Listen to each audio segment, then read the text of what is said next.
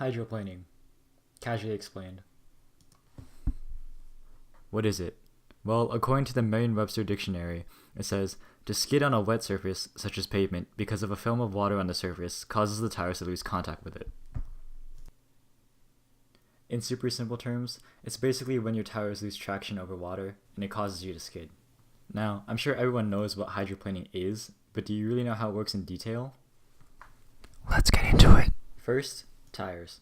Tires are necessary for a vehicle to move, in which they use static friction. They are constantly gripping the road. Quote, the contact area of the tire doesn't move relative to the road surface.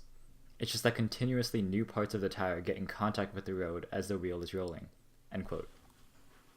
That explanation of tires comes from Ulrich Anderson from Intblog. So, tires have grooves that go into themselves that help to maintain traction. These exist so that when encountering a slippery surface, something like a wet and slippery road, the water would go into the grooves. That way, there would still be direct contact with the tire and the road, in which static friction would still be maintained. This maintaining of static friction is often called traction. As long as you have traction, your tires are connected to the road, and you still have control of your vehicle.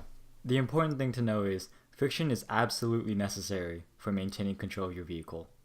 It's important, so I'll say it again. Friction is absolutely necessary for maintaining control of your vehicle. We'll come back to this key component later.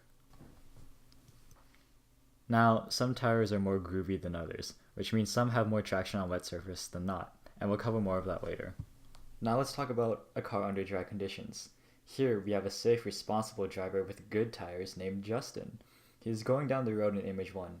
In image 2, he realizes he needs to stop and applies his brakes, which applies a negative acceleration, which applies friction and slows down the car.